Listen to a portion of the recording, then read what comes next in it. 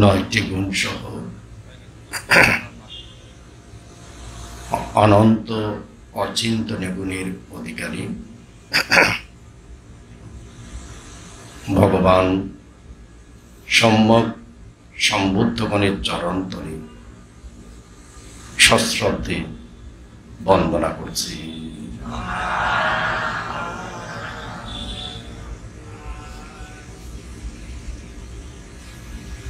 বন্দনা জ্ঞাপন করছি ভগবান বুদ্ধের মুখ নিঃসৃত দুঃখ বিনাশকারী নির্বাণ পদায়ী ধর্মের পবিত্র চরণ তলে বন্দনা করছি।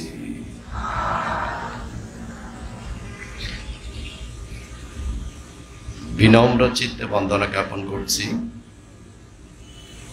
সুপাটিপান্ন ভগবত শাবকা সঙ্গ শ্রেষ্ঠ পুণ্যক্ষেত্র সঙ্গের পবিত্র চরণ তলে সশ্রদ্ধে বন্দনা করছি।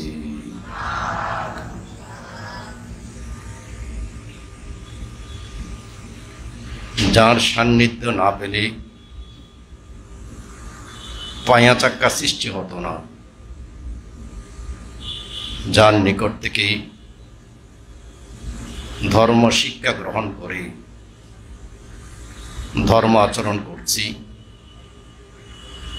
যিনি প্রতিনিয়ত আমাকে ধর্ম শিক্ষা প্রদান করে শাসনের সেবায় নিয়োজিত রেখেছেন, যার মৈত্রীতে যার মহাকরুণাতে এখনো পারমী পূরণ করে চলেছি, ধর্মপিতা গুরুবান্তের পবিত্র চরণ তলে সশ্রদ্ধে বন্দনা করছি।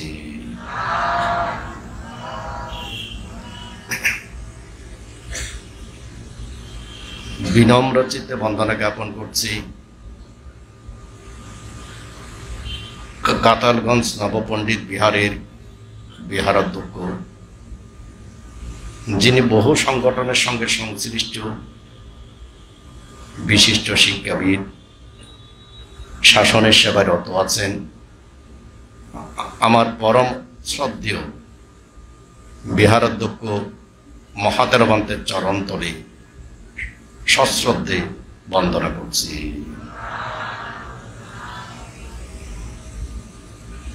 মঞ্চে উপবিষ্ট অনুজ ভিক্ষু সংঘ,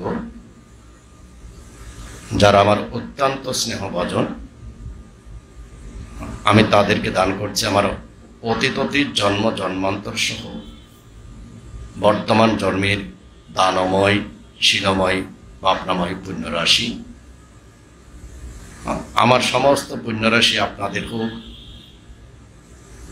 জন্ম জন্মান্তরের পারমিক গুণে বর্তমান জন্মের কর্ম প্রচেষ্টার মাধ্যমে নিজে আলোকিত হন, বুদ্ধ শাসনকে আলোকিত করতে সক্ষম হন। সম্মানিত পুণ্যার্থীগণ, আপনাদেরকে দান করছে আমার অতীত জন্ম জন্মান্তর সহ বর্তমান জন্মের দানময় শিলময় ভাবনাময় পুণ্যরাশি। নিব্বানাচ্ছা পাচ্ছেয় হতো, সমস্ত পুণ্যরাশি আপনাদের নির্বাণ প্রাপ্তির হেতু।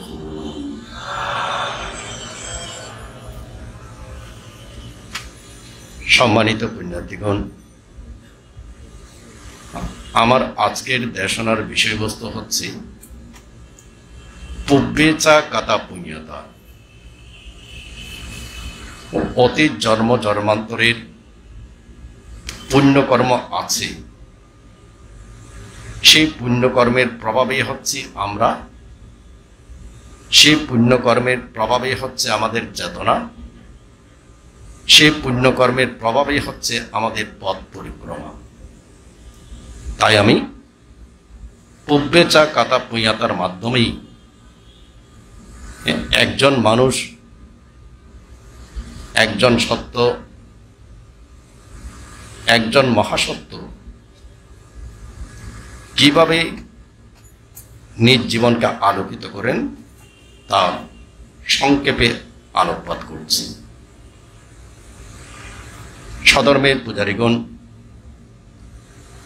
মানুষের মধ্যে সবচেয়ে বেশি প্রয়োজন আত্মবিশ্বাস। সেই আত্মবিশ্বাসটা কখন আসে? সে আত্মবিশ্বাসটা আছে যখন আপনি নিজেকে বিশ্লেষণ করবেন। যদি নিজেকে বিশ্লেষণ না করেন, নিজ সম্পর্কে যদি অবগত না হন, সেক্ষেত্রে আপনার আত্মবিশ্বাস তৈরি হবে না। যদি নিজকে বিশ্লেষণ করেন, সেক্ষেত্রে আপনি কি পাবেন? দুর্লভ মানব জীবন লাভ করেছেন। একটু মন থেকে জ্ঞান ও চিত্তে, জ্ঞান সম্প্রযুক্ত চিত্তে একটু চিন্তা করে দেখুন, মানব জীবন কেন প্রাপ্ত হয়েছে? নিজের চোখ করলেই অসংখ্য অগণিত তীর্যকুল আপনারা দেখতে পাচ্ছেন। যেটা আপনারা দেখতে পাচ্ছেন, 4 অপায়ের মধ্যে নরকের সত্যগণকে আপনারা দেখতে পাচ্ছেন না, অসুর লোকের সত্যগণকে আপনারা দেখতে পাচ্ছেন না, প্রেতলোকের সত্যগণকে, এটার উত্তর দিবাচি। সেটা হচ্ছে দেখা যায় না, দেখা যায়। কিন্তু যদি তির্যক লোকের দিকে দেখেন, শুধুমাত্র 4 অপায়ের একটা কুল, সে তির্যক কুলকে যদি দেখেন, তাহলে দেখবেন যে তির্যক কুলের সত্য অসংখ্য। যদি এখন এই কাতালগঞ্জ নবপণ্ডিত বিহারের একটা জায়গাতে, ছোট্ট একটা জায়গাতে কিছু মধু ছিটিয়ে দেওয়া হয় কিংবা কিছু চিনি ছিটিয়ে দেওয়া হয়, দেখবেন আধ ঘন্টা পরে সেখানে অগণিত পিঁপড়া এসে গেছে। অগণিত পিঁপড়া। যদি কয়েকটা জায়গাতে যদি নাকি মধু ছিটিয়ে দেওয়া হয় কিংবা চিনি ছিটিয়ে দেওয়া হয়, এখানে যে পিঁপড়াগুলো আসবে, সেই পিঁপড়াগুলোর সংখ্যা চট্টগ্রামের মানুষের সংখ্যার চেয়ে অনেক বেশি হবে। অনেক বেশি হবে না? তাহলে তির্যক কুলের মধ্যে অগণিত প্রাণী। শুধুমাত্র একটা প্রাণীর কথাই বললাম। তাহলে অগণিত প্রাণীকুল সব তির্যক কুলে, যেটা আমরা দেখতে পাচ্ছি।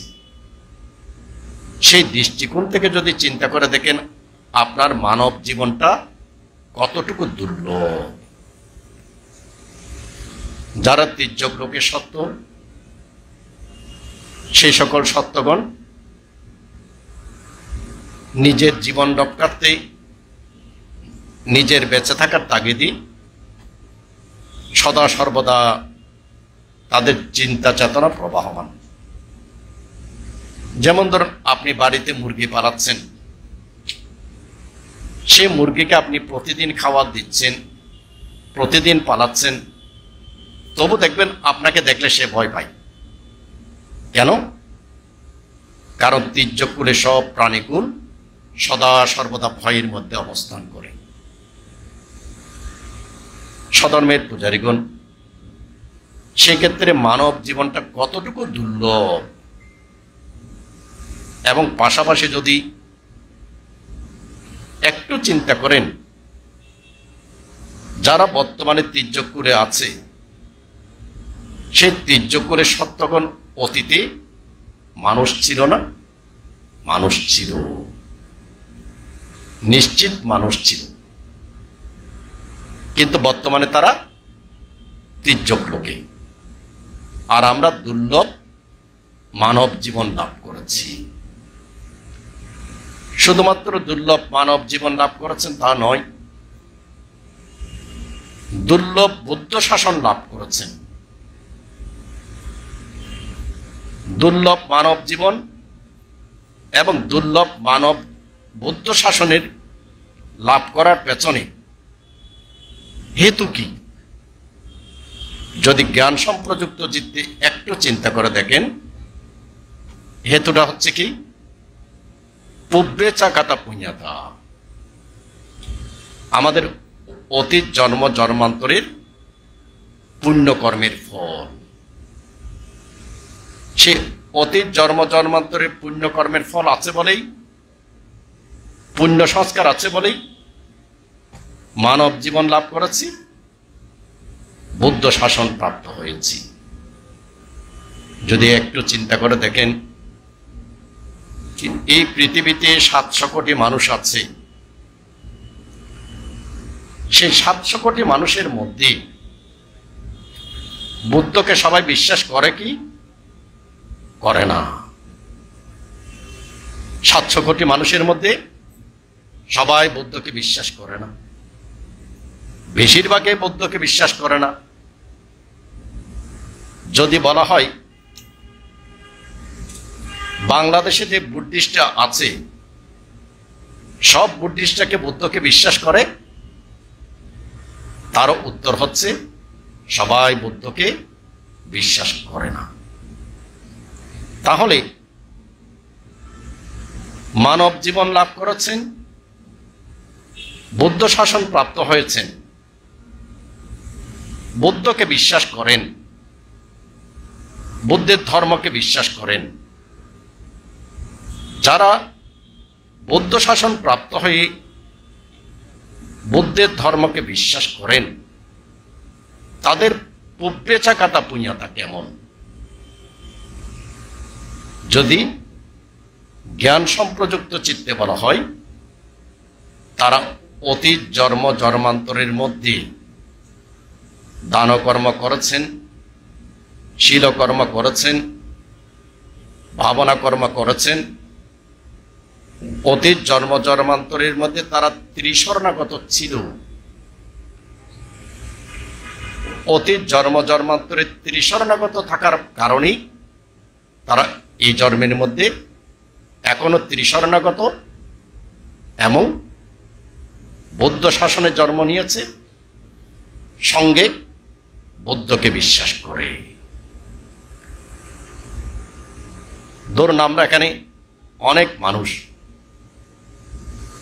সব মানুষ কি সমানভাবে বুদ্ধকে বিশ্বাস করি? না, সব মানুষ আমরা সমানভাবে বুদ্ধকে বিশ্বাস করি না। তাহলে কোন কোন মানুষ আছে, মহাকারণিক বুদ্ধ বলেছেন,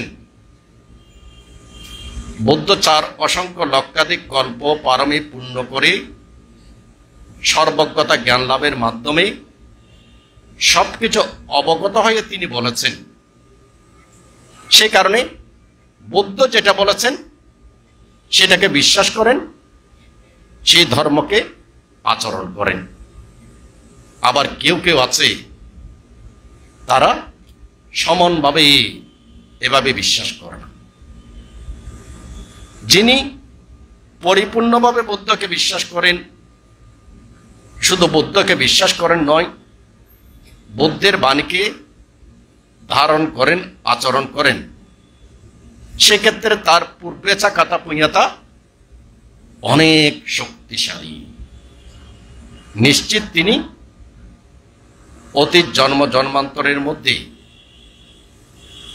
বৌদ্ধ ধর্ম সঙ্গ ত্রিশরণাগত ছিলেন, বুদ্ধের শিক্ষা অনুসারে নিজের জীবনকে গঠন করেছেন।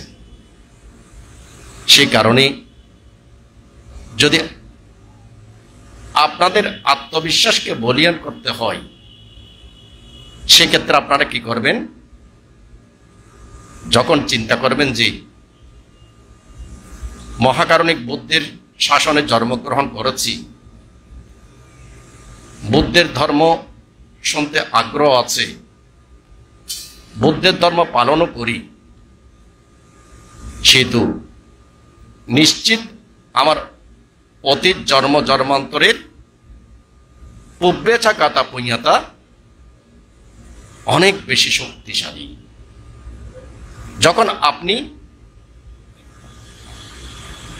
আপনার অতীত জন্ম জন্মান্তরের পুণ্যকর্ম অনেক শক্তিশালী সেটা যখন চিন্তা করবেন, তখন আপনার আত্মবিশ্বাস বলিয়ান হবে না? বলিয়ান হবে। মানুষকে সত্যের পথে, আলোর পথে নিজেকে বিকশিত করতে হলে এই আত্মবিশ্বাসটা সবচেয়ে বেশি প্রয়োজন। সধর্মের পূজারীগণ, যেমন ধরুন আমাদের ছেলে মেয়েরা যারা স্কুলে পড়ে, কলেজে পড়ে, ভার্সিটিতে পড়ে, এখন বৌদ্ধ ধর্মাবলম্বীর সংখ্যা খুব কম এবং অন্যান্য ধর্মাবলম্বীর সংখ্যা অনেক বেশি। এখন অনেক বেশি বিদায় তাদের ধর্মের প্রচারটা বিভিন্নভাবে তারা করে থাকেন, কিন্তু আমরা বৌদ্ধ ধর্মাবলম্বী সংখ্যা যেহেতু কম, আমাদের ধর্মের প্রচারটা তাদের মতো হয় না। এখন আমাদের ধর্মের প্রচারটা হয় না বলে যদি আমার ধর্মকে আমি না জানি, সেক্ষেত্রে আমি কি মনে করব? মনে করব যে এই আরেকটা ধর্ম, যে ধর্মের প্রচার আছে সেই ধর্মটাই হচ্ছে সত্য ধর্ম। কিন্তু কেন আপনি মনে করলেন? মনে করলেন যে এই কারণে আপনার ধর্ম আপনি জানেন না, না জানার কারণে মনে করেছেন এক। দ্বিতীয়ত হচ্ছে মহাকারণিক ভগবান বুদ্ধের ধর্ম কতটুকু সত্যের আলোতে আলোকিত, ছোট্ট একটা উদাহরণে বোঝা যাবে। উদাহরণটা হচ্ছে কি, মহাকারণিক ধর্মরাজ বুদ্ধের ধর্ম 2565 বছর আগে মহাপরিনির্বাণের পর থেকে বুদ্ধাব্দটা গণনা করা হয়েছে। এই 2565 বছরের ইতিহাসের মধ্যে আমরা কোথাও দেখতে পাই না যে মহাকারণিক বুদ্ধের ধর্ম প্রচার প্রসারে কখনো কোনো সময় কোনো রক্তপাত হয়েছে। অর্থাৎ শক্তির মাধ্যমে, জোরের মাধ্যমে, অস্ত্রের মাধ্যমে ধর্মান্তরিত করা হয়েছে, সেটা আমাদের ইতিহাসে নেই। আছে? নেই, আমাদের ইতিহাসের মধ্যে নেই। তাহলে আমাদের ধর্মটা রক্তপাতের মাধ্যমে নয়, অস্ত্রের মাধ্যমে নয়, যুদ্ধের মাধ্যমে নয়। এই ধর্মটা টিকে আছে কিসের মাধ্যমে? সত্যের মাধ্যমে। কিসের মাধ্যমে? সত্যের মাধ্যমে। কারণ সত্য উদ্ভাসিত হবেই। যেহেতু সত্য উদ্ভাসিত হবে, সেহেতু কোনো অস্ত্রের মাধ্যমে নয়, হত্যার মাধ্যমে নয়, যুদ্ধের মাধ্যমে নয়, সত্যের মাধ্যমেই এই ধর্ম উদ্ভাসিত। তাহলে আপনি নিশ্চিত হয়ে গেলেন আপনার এই ধর্ম সত্য। কিন্তু আমাদের স্কুল কলেজের ছেলে মেয়েরা এই বিষয়টা বুঝবে না। না বোঝার কারণে কি হয়? ওই অন্য ধর্মটাকে তারা বড় বলে মনে করে। স্বধর্মের পূজারীগণ, পাশাপাশি আসুন এখন নিজেকে যদি একটু বিশ্লেষণ করেন। এখন আমি বৌদ্ধ পরিবারে কেন জন্ম নিলাম? ছোটকাল থেকে বুদ্ধকে দেখলে, ভান্তিকে দেখলে, সঙ্ঘকে দেখলে কেন আমি শ্রদ্ধা চিত্তে বন্দনা করি? ছোট ছোট ছেলে মেয়ে বয়স 1 বছর, 1.5 বছর, 2 বছর, ভানতে দেখলেই হাত জোর করে, ভানতে দেখলেই বন্দনা করে, বুদ্ধ দেখলেই বন্দনা করে, বুদ্ধ দেখলেই সাধু বলে। এটা কেন? 1 বছর, 1.5 বছরের ছেলে মেয়ে তো সে কথা বলতে জানে না। কেন? সে কথা বলতে না জানা সত্ত্বেও খুব ছোট কালে সে কেন বুদ্ধকে দেখলে সাধু বলে, ভান থেকে দেখলে সাধু বলে? কেন সে ভান থেকে দেখলে বন্দনা করে? কেন সে ভান থেকে দেখলে দান করতে চায়? যদি এটাকে বিশ্লেষণ করেন, উত্তর আসবে কি? ওই ছোট ছেলে মেয়ের পূর্বে চাকাতা পুণ্যতা, তার অতীত জন্মের পুণ্য সংস্কার। তাহলে আমাদের ছেলে মেয়ের পুণ্য সংস্কার হচ্ছে, অতীত জন্মের পুণ্য সংস্কার হচ্ছে কি? বৌদ্ধিক পুণ্য সংস্কার। জন্ম জন্মান্তরে আপনি ত্রিশরণাগত ছিলেন, জন্ম জন্মান্তরে আপনি প্রাণী হত্যা করেননি, জন্ম জন্মান্তরে আপনি পঞ্চশীল পালন করেছেন। সেই সংস্কার হিসাবেই আপনি ছোটকাল থেকে সে সংস্কারের কারণেই ভান থেকে দেখলে বন্দনা করেন, বুদ্ধকে দেখলে বন্দনা করেন। এটা হচ্ছে আপনার সংস্কার। কিন্তু অতীত জন্মের সংস্কার বলেই সে কথা বলার আগে এগুলো, এই আচরণগুলো করে। সেই সন্তান যখন বর্তমানের গড্ডালিকে প্রবাহিত হয়, স্কুল কলেজে গিয়ে যখন ভিন্ন ধর্মের সঙ্গে মিশে, তখন সে যদি তার অতীত সংস্কারটাকে ভুলে যায়, অতীত সংস্কারটাকে ভুলে গিয়ে যদি সে অন্য ধর্মকে বড় বলে মনে করে, যদি সে অন্য ধর্মকে গ্রহণ করে, সে কখনো কোনোদিন সুখী হবে? সুখী হতে পারে? সুখী হতে পারে না, কোনোদিনও পারে না। কেন পারে না? কারণ তার পূর্বে চাকাতা পুণ্যতা হচ্ছে বৌদ্ধিক সংস্কার, তার পূর্বে চাকাতা পুণ্যতা হচ্ছে প্রাণী হত্যা মহাপাপ। তাহলে অন্য সংস্কারে যেখানে প্রাণী হত্যা করাটাকে, প্রাণীকে মনে করে কি এটা আমাদের খাওয়ার জন্য সৃষ্টি হয়েছে, আমি যেমন আমার প্রাণটাকে রক্ষা করতে চাই, আমি যেমন আমার প্রাণটাকে ভালোবাসি, আমি যেমন আঘাত পেলে কান্না করি, ঠিক অন্যান্য প্রাণীও সে প্রাণটাকে রক্ষা করতে চাই।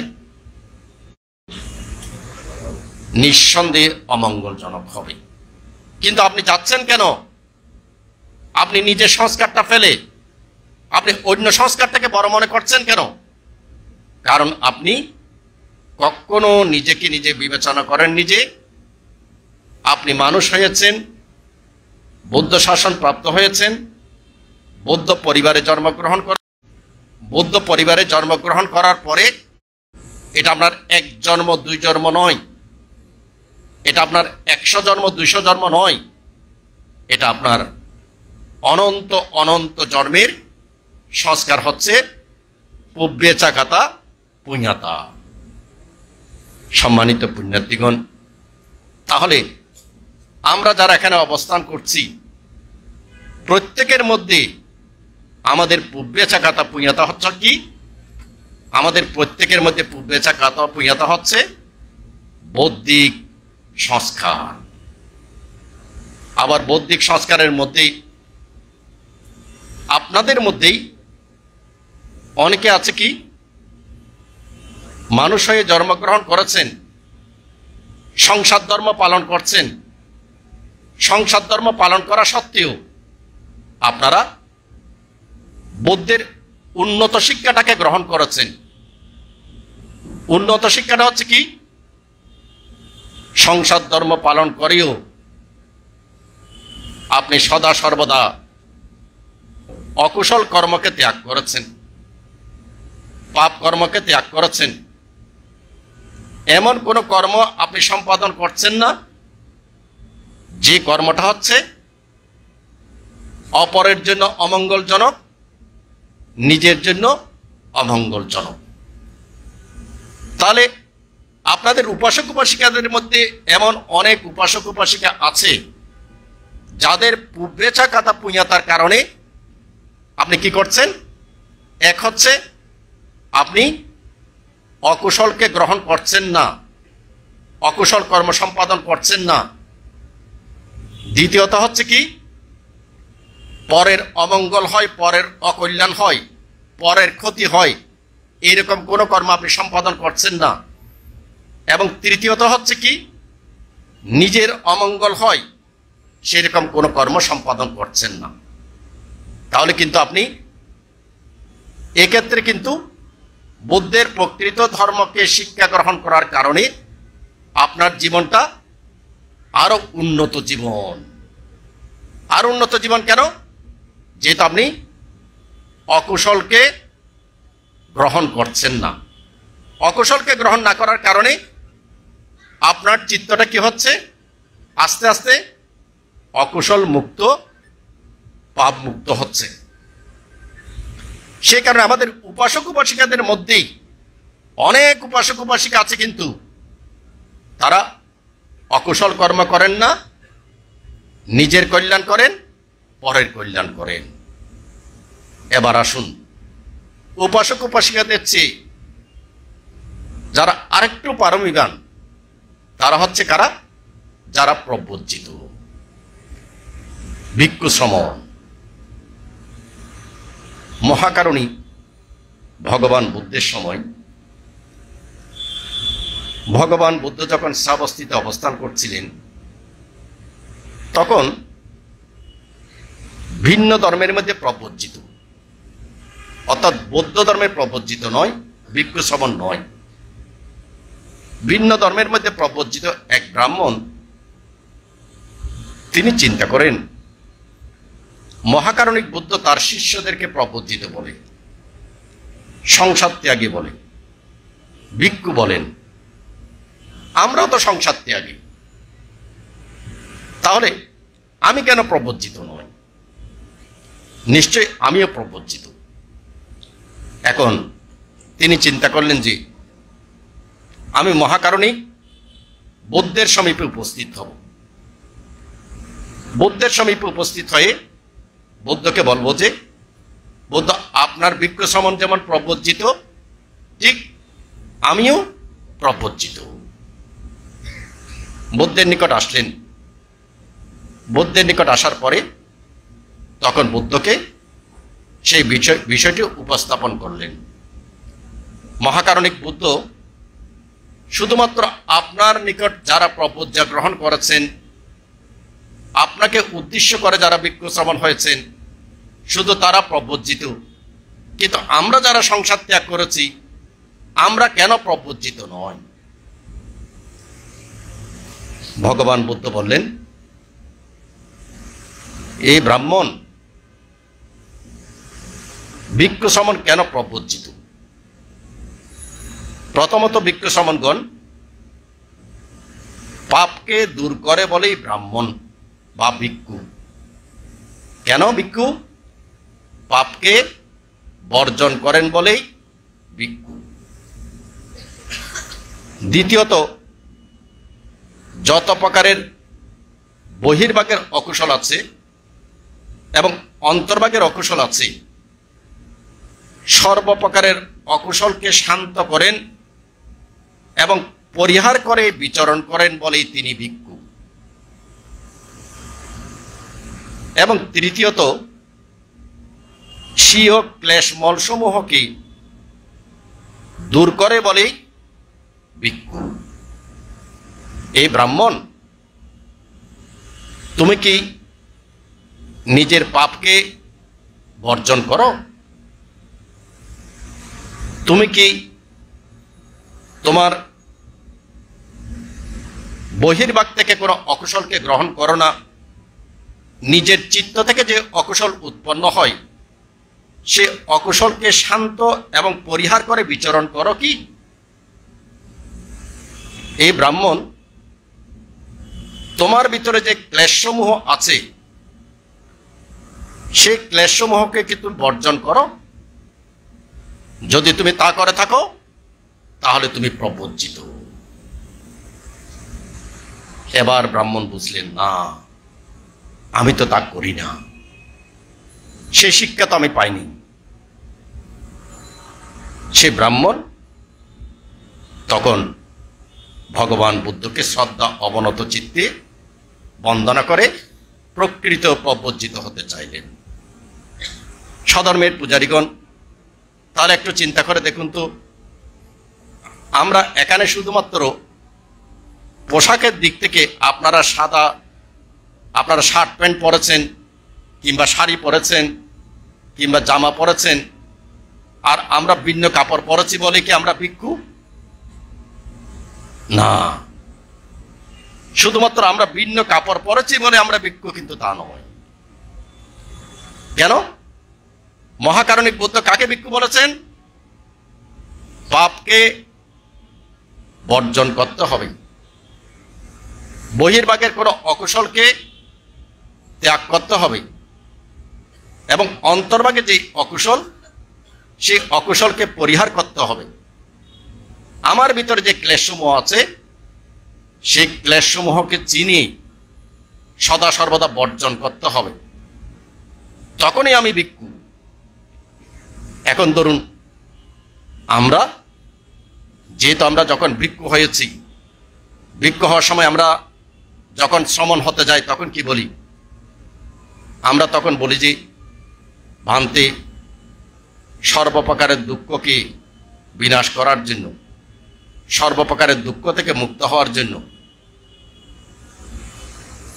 আমার হাতের এই জীবরখানা গ্রহণ করে আমাকে প্রবজ্জা প্রদান করুন। কেন? নির্বাণকে প্রাপ্তির জন্য। তাহলে আমরা সেই নির্বাণকে প্রাপ্তির জন্যই ভিক্ষু হয়েছি। এখন গৃহী থেকে আমরা ভিক্ষু হলাম। গৃহী থেকে আমরা কেন ভিক্ষু হলাম? আমাদের অন্তরের মধ্যে আপনারা যেভাবে সংসার করেন, ছেলে মেয়ে স্ত্রী পুত্র কন্যা নিয়ে বসবাস করেন, সেই চেতনাটা সেই ইচ্ছাটা আমাদের মধ্যে নেই। কেন না থাকার পেছনে কারণ হচ্ছে কি? পুব্বেচা কাতা পুণ্যতা। যেমন ধরুন আমাদের পরম শ্রদ্ধেয় ভান্তে প্রথম শুরুতেই বলেছেন কি, গুরুবান্তে বাংলাদেশের ধর্ম চর্চার ক্ষেত্রে এক আমূল পরিবর্তন এনে দিয়েছেন। এটা সর্বজন স্বীকৃত। পরম শ্রদ্ধেয় ভান্তে ওনার জ্ঞান ও চেতনা থেকে, ওনার সুন্দর চেতনা থেকে তিনি সেটা আপনাদেরকে বলেছেন। তাহলে দেখুন গুরুবান্তে কি ছিল? গুরুবান্তে ছিল একজন জাস্টিস। একজন জাস্টিস ছিল। স্বাভাবিকভাবে তিনি সেই পদমর্যাদা, সেই সরকারি চাকরি 10 জন যেভাবে চলে ঠিক সেভাবেই তো চলার কথা ছিল। ঠিক সেভাবে চলার কথা ছিল না? ঠিক সেভাবেই চলার কথা ছিল। কিন্তু না, যখন উনি বিচারক কার্য করতে যাচ্ছেন তখন তিনি চিন্তা করছেন কি, এই কাজটা আমার নয়, আমাকে সংসার ত্যাগ করতে হবে। এই যে আমাদের অন্তরের মধ্যে, গুরুবান্তের অন্তরের মধ্যে সংসার ত্যাগের চেতনাটা কেন উৎপন্ন হলো? কেন আমাদের অন্তরের মধ্যে আসলো না যে আমরাও সংসার করে আপনাদের মতো স্ত্রী পুত্র কন্যা নিয়ে নাতিপতি নিয়ে বসবাস করি? কেন আমাদের অন্তরের মধ্যে সে নেক্কামা পারমিটা জাগ্রত হলো? এটার উত্তর কি? পুব্বেচা কাতা পুণ্যতা। অতীত জন্ম জন্মান্তরের পুণ্য, অতীত জন্ম জন্মান্তরের পুব্বেচা কাতা পুণ্যতায় আমাকে নিয়ে যাচ্ছে কোন দিকে? এই প্রবজ্জিত হওয়ার দিকে।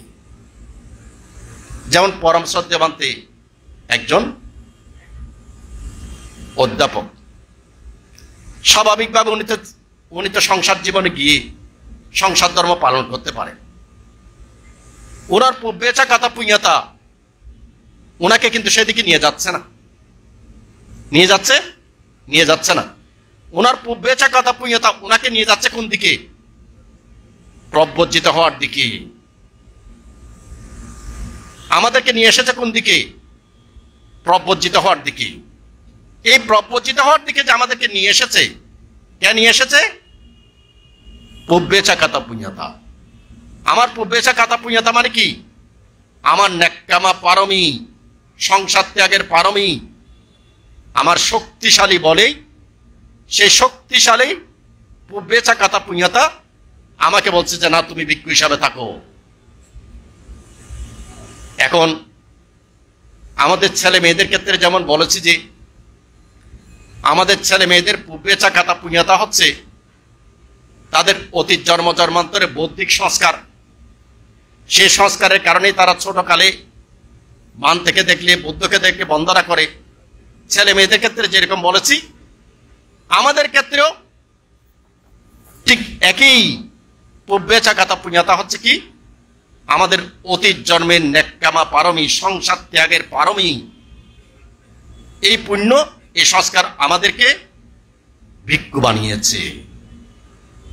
যেহেতু আমার অতীত জন্ম জন্মান্তরের সংসার ত্যাগের পারমি হচ্ছে নেক্কামা পারমি, সেহেতু আমি যদি নেক্কামা পারমির পথ ধরে যদি পথ চলি, তাহলে আমার জীবন হবে আলোকিত। এই জায়গাটায় বুঝে নেবেন, এই জায়গাটায় বুঝে নেবেন কেমন? আমার অতীত জন্মের পুব্বেচা কথা পুণ্যতা হচ্ছে সংসার ত্যাগের পুণ্যকর্ম। সেই পুণ্যকর্মের স্রোত দ্বারাই যদি আমি নিজেকে প্রবাহিত করি, তাহলে আমার জীবনটা হবে কেমন? আলোকিত। আমার পূর্বজন্মের সংস্কার হচ্ছে নেক্কামা পারমি। এখন আমি ভিক্ষু হয়ে যদি সঠিকভাবে যদি অকুশলকে বর্জন না করি, তাহলে বুদ্ধ কাকে প্রব্রজিত ভিক্ষু বলেছেন? যিনি অকুশলকে বর্জন করেন, যিনি পাপকে বর্জন করেন, যিনি নিজের ক্লেশসমূহকে চিনে সেই ক্লেশসমূহকে যিনি বর্জন করেন, তিনি ভিক্ষু। তাহলে আমার পুব্বেচা কথা পুণ্যতা হচ্ছে নেক্কামা পারমি।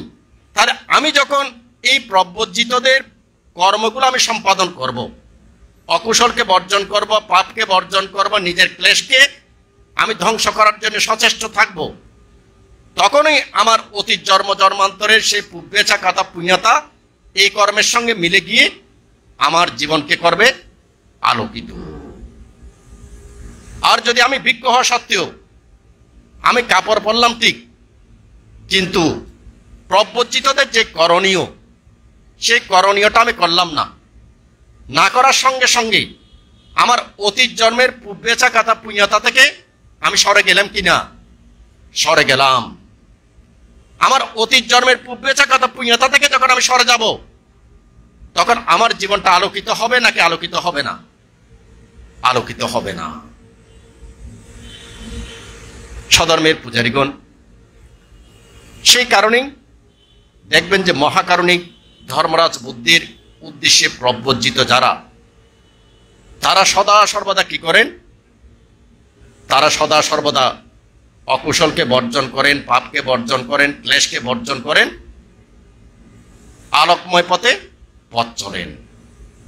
যখন এইভাবে আলোকময় পথে পথ চলেন, তখন তাদের পথ চলাটা হয়ে যায় কেমন? তাদের পথ চলাটা হয়ে যায় পরিশুদ্ধ, পরিশুদ্ধ পথ চলা। তাহলে সেই পরিশুদ্ধ পথ চলার দিকে যদি আমরা একটু আলোকপাত করি, যেমন ধরুন সারিপুত্রের স্থবির, বুদ্ধের শিষ্যদের মধ্যে অগ্রশ্রাবক সারিপুত্রের স্থবির, তিনি অতীত জন্ম জন্মান্তর থেকে এক অসংখ্য লক্ষাধিক কল্প অনমদর্শী সম্যক সম্বুদ্ধের নিকট বর প্রাপ্তির পথ থেকে এক কল্প নয়, 100 কল্প নয়, 1000 কল্প নয়, 1 লক্ষ কল্প নয়, একের পেছনে 140টা শূন্য বসালে যত লক্ষ কল্প, তত লক্ষ কল্প পারমি পূরণ করে এসেছেন কে? সারিপুত্রের স্থবির। এত পারমি পূরণ করে এসেছেন। যেহেতু এত পারমি পূরণ করে এসেছেন, এটা হচ্ছে ওনার এক অসংখ্য লক্ষাধিক কল্পটা হচ্ছে ওনার কি? পুব্বেচা কাতা পুণ্যতা। সেই পুব্বেচা কাতা পুণ্যতা যখন বর্তমানে সারিকা গ্রাম, বর্তমানে যে গ্রামটা সারিকা গ্রাম, সেই গ্রামেরই ছেলে হচ্ছে কি সারিপুত্র। সেই সারিপুত্র যখন সবাই আনন্দ উৎসবের জন্য নাচ গান দেখে, তখন নাচ গান দেখতে গেল কে কে? সারিপুত্র সত্য এবং আমাদের মোগলায়ন সত্য, দুজনেই নাচ গান দেখতে গেল। কিন্তু দেখতে দেখতে তাদের মনের মধ্যে একটা চিন্তা উদিত হলো কি? এখানে যারা আছে তারা 100 বছর পরে কেউ থাকবে না, একজনও থাকবে না।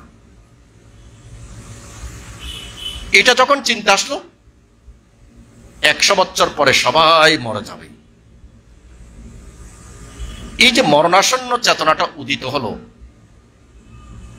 উদিত হওয়ার পরে সেখানে গান বাজনা আর কিছুই ভালো লাগছে না। অন্যান্য সময় কিন্তু গান বাজনা ভালো লাগে, কিন্তু সেদিন আর ভালো লাগছে না। সেদিন মনের মধ্যে একটা চেতনায় আসছে 100 বছর পরে এখানে কেউ, এই মানুষগুলো যারা আছে একজনও থাকবে না, সবাই মরে যাবে, আমিও মৃত্যুবরণ করব। তাহলে আমাকে অবশ্যই সত্যের অনুসন্ধান করতে হবে। এই চেতনাটা আসলো কার?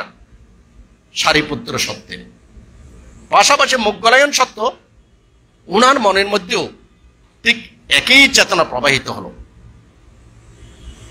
নাচ গান শেষ হলো, সবাই চলে যাচ্ছে, চিন্তান্বিত হয়ে বসে আছেন সারিপুত্র সত্য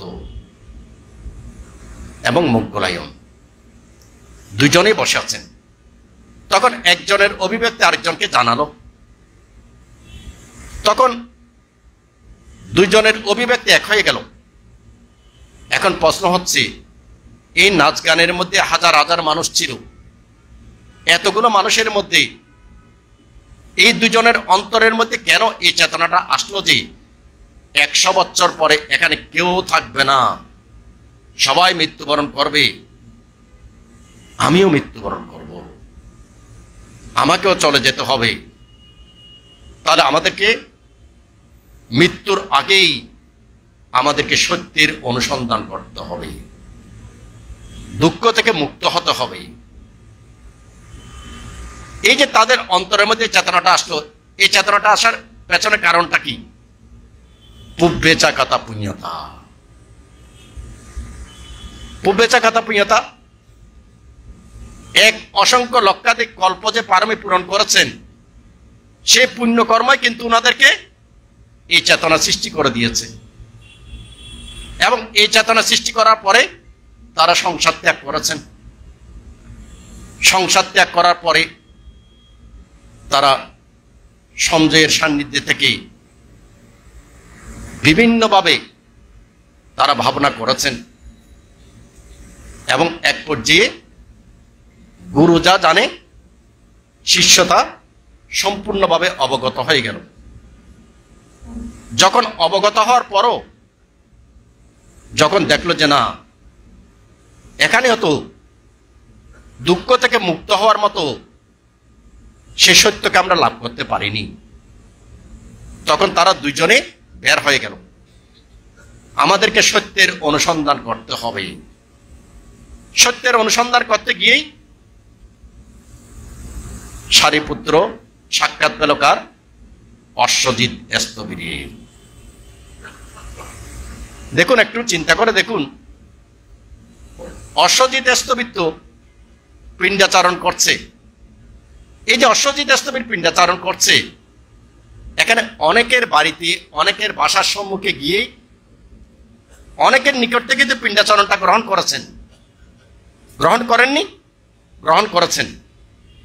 কিন্তু অশ্বজিৎকে দেখে তাদের মনের মধ্যে কেন সারিপুত্রের যেরূপ চেতনা আসলো, সেই চেতনাটা তাদের মনের মধ্যে আসলো না কেন? না আসার পেছনে কারণটা হচ্ছে কি, তাদের সেই পূর্বেচা কাতা পুণ্যতা তাদের নেই। কিন্তু সারিপুত্র স্থবিরের, সারিপুত্র সত্যের পূর্বেচা কাতা পুণ্যতা শক্তিশালী। সে কারণে অশ্বজিৎকে দেখেই মুগ্ধ হয়ে গেলেন, চিত্ত স্থির হয়ে গেলেন। অশ্বজিৎ পিণ্ডাচারণ করছে, পিণ্ডাচারণ করতে করতে যখন স্বয়ং গ্রহণ করার জন্য আসন গ্রহণ করবেন, তখন তিনি সেবা পরিচর্যা করলেন। সবশেষে তিনি অশ্বজিৎ স্থবিরকে প্রশ্ন করলেন। অশ্বজিৎ স্থবির বললেন যে আমি সবেমাত্র নতুন, তবু আপনি যতটুকু জানেন ততটুকুই আমাকে বলেন। যে ধর্ম লাভ করে, যে ধর্ম আচরণ করে আপনি শান্ত, স্থির, স্নিগ্ধ, সৌম্য হয়েছেন, সেই ধর্মটা আমাকে সংক্ষেপে বললে হবে। সংক্ষেপেই বলল। বলার সঙ্গে সঙ্গে সেই সারিপুত্র স্থবির সত্যের এক অসংখ্য লক্ষ কল্পের পূর্বেচা কাতা পুণ্যতা কি হলো? জাগ্রত হয়ে গেল। জাগ্রত হয়ে কি হলো? ছোট্ট দেশনা দিলেন। এই ছোট্ট দেশনা শ্রবণ করেই তিনি মার্গফলে প্রতিষ্ঠিত হলেন।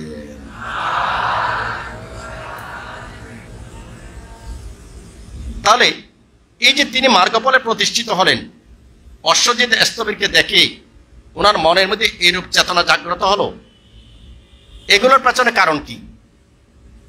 তার পূর্বেচা কাতা পুণ্যতা।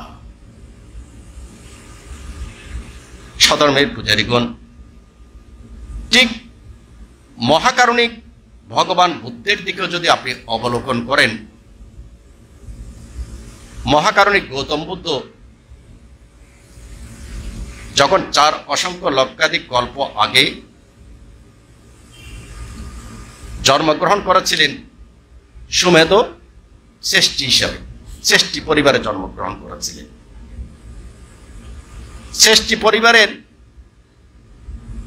তার পিতা, তার দাদু,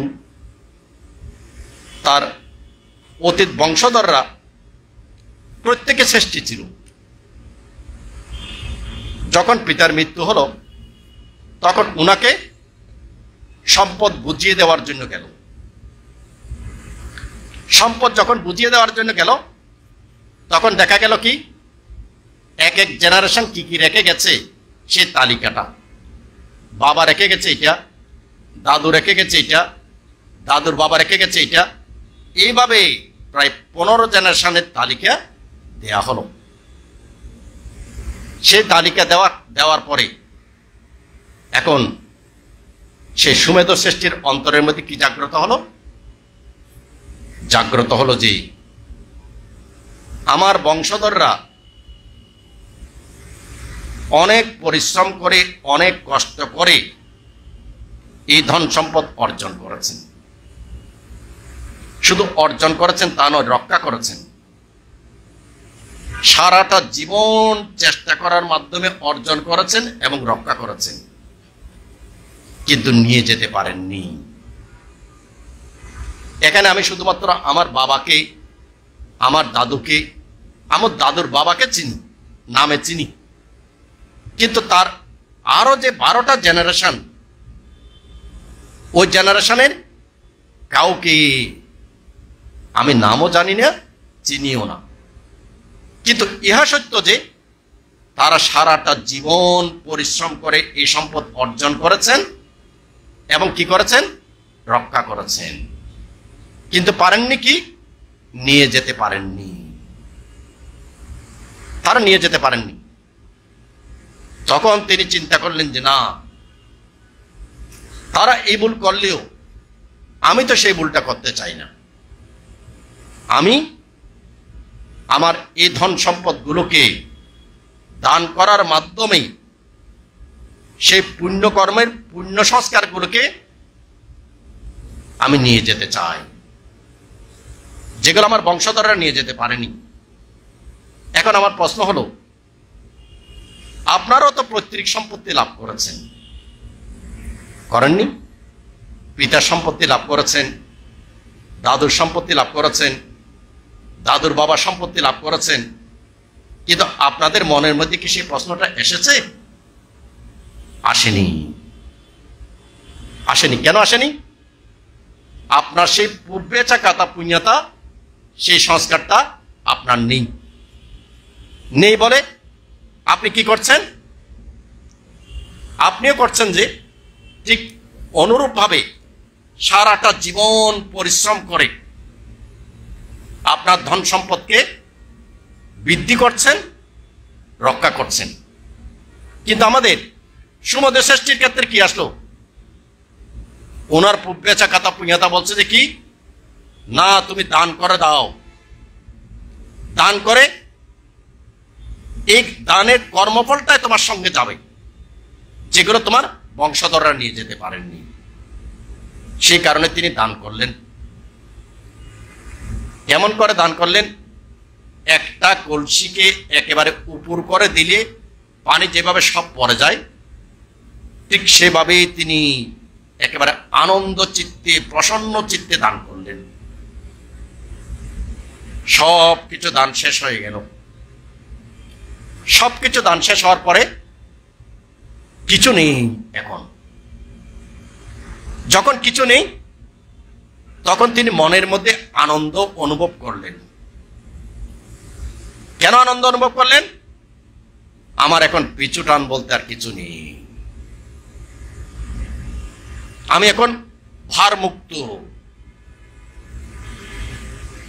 যতদিন পর্যন্ত সম্পত্তি ছিল, ততদিন পর্যন্ত সম্পত্তির ভার আপনার আছে। যাদের এখানে চট্টগ্রাম শহরে বাড়ি আছে, বাড়িটাকে রক্ষা করার ভার আপনাদের নেই নাকি নেই?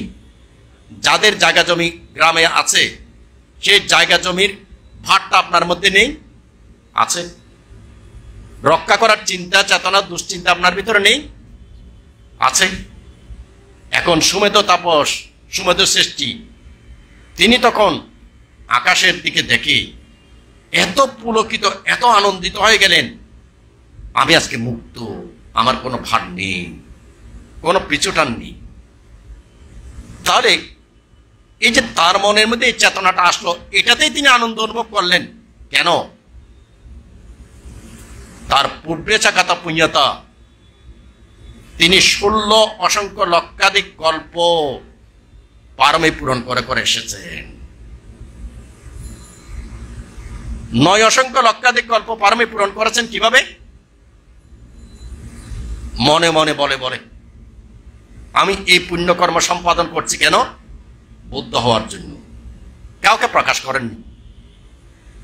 9 অসংখ্য লক্ষাধিক কল্প পারমে পূরণ করার পরে তারপরে তিনি 7 অসংখ্য লক্ষাধিক কল্পের মধ্যে এসে তিনি কার্বন হয়েছিলেন পুরানা দীপঙ্কর সম্যক সম্বুদ্ধের ছোট বোন হয়েছিলেন। কে? আমাদের গৌতম বুদ্ধের কথাই বলছি। পুরানা দীপঙ্কর বুদ্ধের ছোট বোন হয়েছিলেন, এবং পরিবারটা ছিল কি? রাজ পরিবার। সে রাজ পরিবার থেকেই পুরানা দীপঙ্কর বুদ্ধ সংসার ত্যাগ করে বুদ্ধ হয়েছে।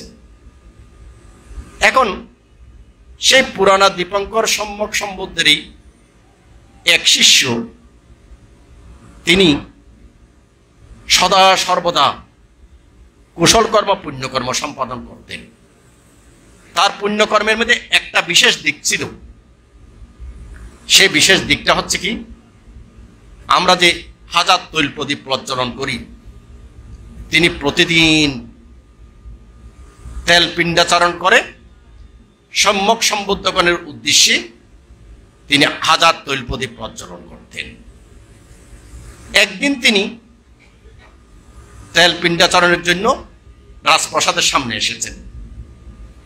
যখন রাজপ্রাসাদের সামনে এসেছেন, তখন রাজকন্যা অর্থাৎ পুরানা দীপঙ্কর বুদ্ধের ছোট বোন, তিনি তখন দেখলেন, দেখে এক দাসীকে পাঠালেন। দাসীকে পাঠানোর পরে কেন মানতে এসেছেন? তখন বলল যে তেল পিণ্ডাচরণ করতে এসেছেন। তখন তিনি এক প্রকার তেল দান করলেন, সে তেলের নামটা হচ্ছে সিদ্ধার্থ তেল। ত্রিপিটকের মধ্যে লিপিবদ্ধ আছে, সে তেলটা যদি প্রজ্বলন করে তাহলে তার সুগন্ধি অনেক বেশি, সে মহামূল্যবান সিদ্ধার্থ তেল। তখন তিনি দান করলেন কাকে? ওই ভান থেকে। ভান থেকে দান করার পরে এবার জিজ্ঞাসা করলেন, ভানতে আপনি যে প্রতিদিন এই পুণ্যকর্ম সম্পাদন করেন, সেই পুণ্যকর্মের প্রভাবে আপনার লক্ষ্য উদ্দেশ্য কি? তখন তিনি বললেন যে সে পুণ্যকর্মের প্রভাবে আমার লক্ষ্য এবং উদ্দেশ্য হচ্ছে কি? সম্যক সম্বুদ্ধ হওয়া। তখন সেই পুরানো দীপঙ্কর সম্যক সম্বুদ্ধের ছোট বোন তিনি বললেন, যদি আপনি এই তৈল প্রদীপ প্রজ্বলনের মাধ্যমে নিজেকে যদি এই অধিষ্ঠান করে থাকেন, তাহলে আমি সিদ্ধার্থ তেল দান করছি, আমিও বুদ্ধ হতে চাই। আমি বুদ্ধ হতে পারবো কিনা আপনি মহাকারণিক সম্যক সম্বুদ্ধকে জিজ্ঞাসা করবেন। তিনি কিন্তু বুদ্ধিসত্ত্ব, ওই ভিক্ষুটা বুদ্ধিসত্ত্ব। তখন তিনি ওই দিন গিয়ে পুরানো দীপঙ্কর বুদ্ধকে জিজ্ঞাসা করলেন, এভাবে তেল দান করেছে এবং তিনি কামনা করেন যে তিনি যেন সম্যক সম্বুদ্ধ হতে পারেন। তখন পুরানো সম্যক সম্বুদ্ধ বললেন যে না, বুদ্ধিসত্ত্ব হতে হলে 9টা গুণ থাকতে হবে। 9টা গুণের মধ্যে একটা গুণ হচ্ছে কি? তাকে পুরুষ হতে হবে। দ্বিতীয় গুণটা হচ্ছে কি? তাকে এই মুহূর্তে অরহত্ত ফলে প্রতিষ্ঠিত হওয়ার মতো সেই গুণটা তাকে থাকতে হবে। সেই কারণে ওনাকে আরো পারমী পূরণ করতে হবে। তাহলে আমাদের মহাকারণিক গৌতম বুদ্ধ সেই পুরানো দীপঙ্কর সম্যক সম্বুদ্ধের সময় প্রকাশ করলেন কি? এটা 7 অসংখ্য লক্ষাধিক কল্প আগে, 9 অসংখ্য লক্ষাধিক কল্প মনে মনে করেছেন। এবার 7 অসংখ্য লক্ষাধিক কল্পতে এসে প্রকাশ করলেন কি? আমি বুদ্ধ হতে চাই। 9, 7, 16 অসংখ্য লক্ষাধিক কল্প পারমী পূরণ করার পরেই কে? সুমেধ সৃষ্টি। যেহেতু 16 অসংখ্য লক্ষাধিক কল্পের পুব্বেচাকতা পুণ্যতা ওনার সঙ্গে আছে, সেই পুব্বেচাকতা পুণ্যতার কারণেই তিনি সব কিছু দান করার পরে কি অনুভব করলেন? আনন্দ অনুভব করলেন। এটা ওনার পুব্বেচাকতা পুণ্যতা। বর্তমান সময়েও আমরা যখন চিন্তা করি যে গুরুমন্তে কিভাবে এই জাস্টিস পথ থেকে সংসার ত্যাগ করলেন, প্রত্যেকে জানেন এবং এখন পরীক্ষিত সত্য, যারা দেখেছে প্রত্যেকেই, আপনারা দেখতে গেলে আপনারা নিজেরও দেখে আপনারা নিজেও প্রশ্ন করে নিজেরা জানতে পারবেন গুরুবান থেকে কোনো ওষুধ প্রয়োগ করা হয়নি, ওষুধ প্রয়োগ ছাড়া সুরক্ষিত আছে। সেই বিষয়ে যখন এই বিষয়টা আমাদের উপজেলা নির্বাহী কর্মকর্তা যখন জানলেন, তখন তিনি একদিন দর্শনে আসলেন, এটা সত্য কিনা। তখন দর্শন করতে গিয়ে তখন ওনাকে রুমটা খুলে ওনাকে দেখালাম। দেখানোর পরে তখন দেখলাম যে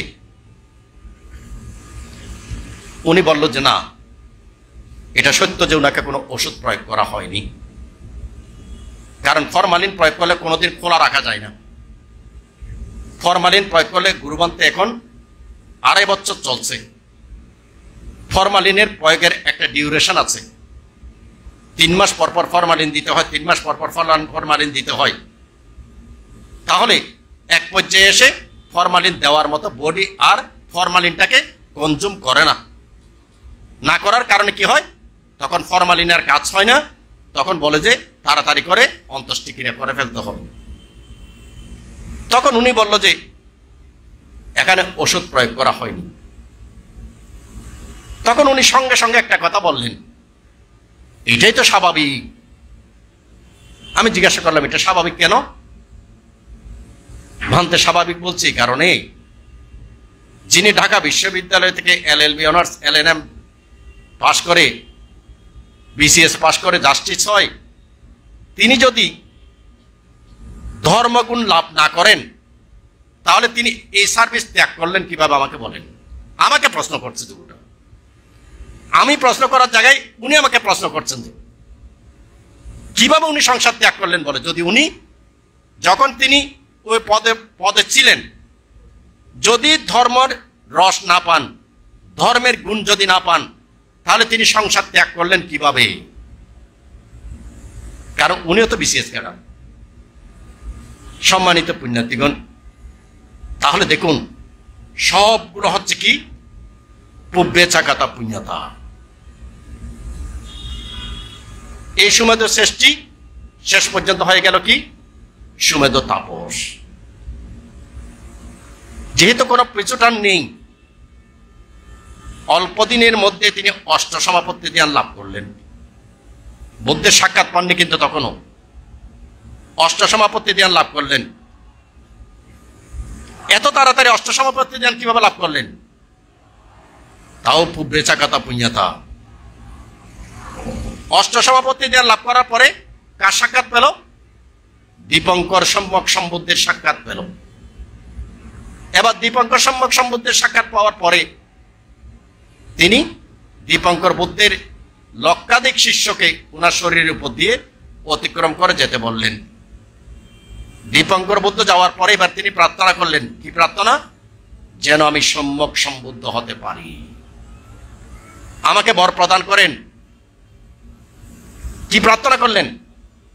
অরহত হওয়ার জন্য প্রার্থনা করেননি, অরহত হওয়ার জন্য চাননি। কি চেয়েছেন? সম্যক সম্বুদ্ধ হওয়ার জন্য চান।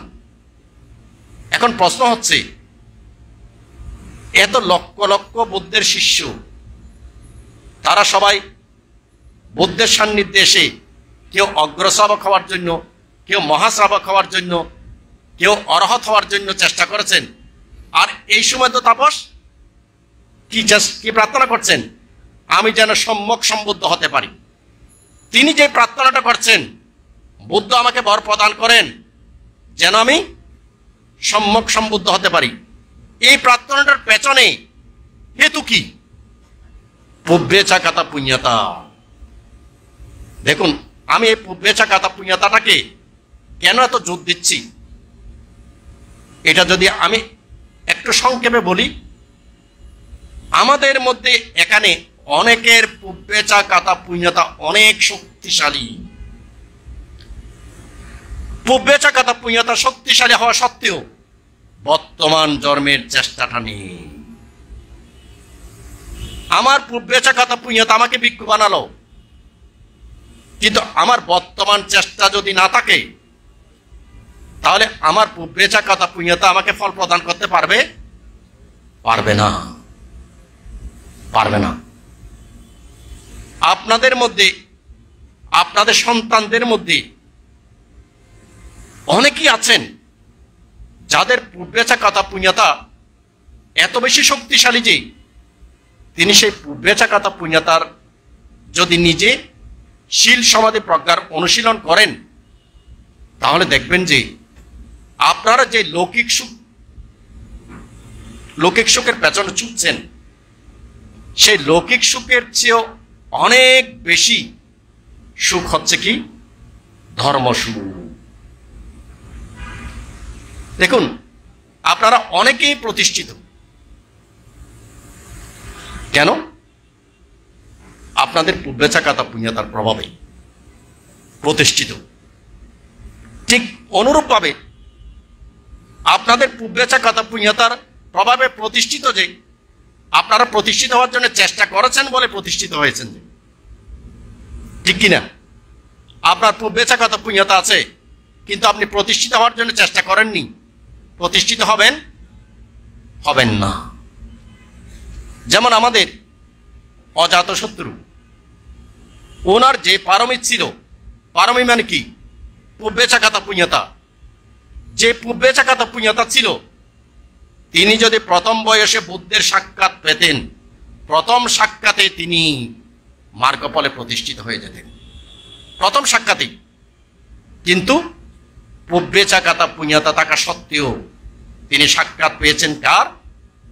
অকল্যাণ মিত্রের। পুব্বেচাকাতা পুণ্যতা শক্তিশালী আছে, কিন্তু সাক্ষাৎ পেয়েছে কার? অকল্যাণ মিত্রের। সে কারণে আপনাদের পুব্বেচাকাতা পুণ্যতা আপনাদের অনেকের আছে, অনেকের আছে বলে বুদ্ধ পরিবারে জন্ম নিয়েছেন, বুদ্ধকে বিশ্বাস করেন, বুদ্ধের ধর্ম আচরণ করেন, এটা হচ্ছে আপনাদের পুব্বেচাকাতা পুণ্যতা। কিন্তু ওই প্রতিষ্ঠিত হওয়ার জন্য যেভাবে চেষ্টা করেছেন, ধর্মকে পাওয়ার জন্য সেভাবে চেষ্টা করেননি।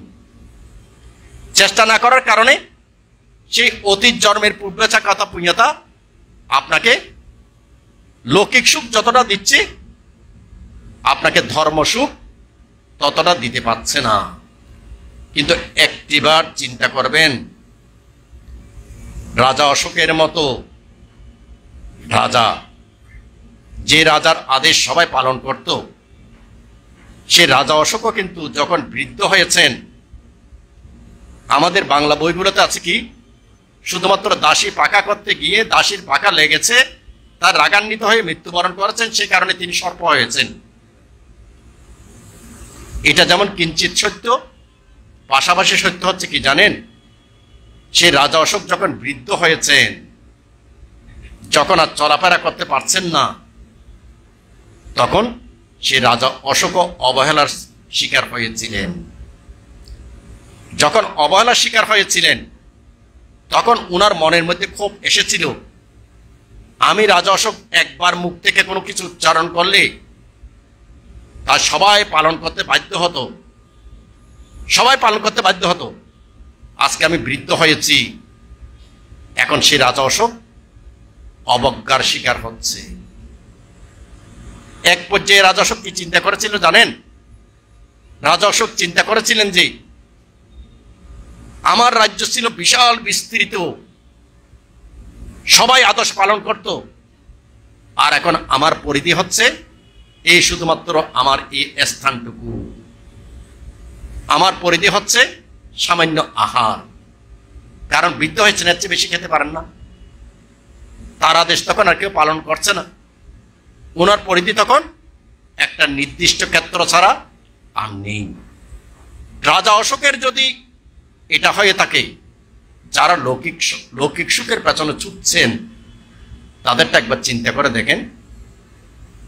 তাহলে আপনারা নিজেকে লৌকিক সুখে প্রতিষ্ঠিত করার পেছনে যেভাবে চেষ্টা করেছেন, বুদ্ধ শীল সমাধি প্রজ্ঞার ধর্মকে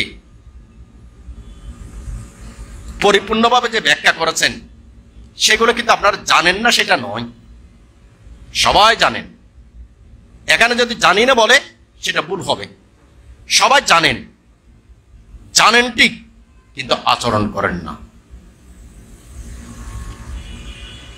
তাহলে আপনি নিজের লৌকিক জীবনটাকে প্রতিষ্ঠিত করার জন্য যেভাবে চেষ্টা করেছেন, অন্ততপক্ষে তার মধ্যে থেকে ঘন্টা 2 ঘন্টা সময় যদি আপনি বুদ্ধের শীল সমাধি প্রজ্ঞা ধর্মকে আচরণ করার জন্য যদি সময় দেন, তাহলে আপনার পুব্বেচাকাতা পুণ্যতা জাগ্রত হয়ে আপনাকে জন্ম জন্মান্তর সুখ প্রদান করতে পারবে কিনা?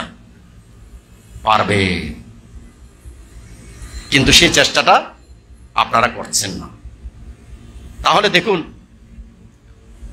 সেই সুমেধ তাপস সবাই প্রার্থনা করছে যে অরহত হওয়ার জন্য, অরহত হয়েছেও, কিন্তু সুমেধ তাপস প্রার্থনা করলো কি?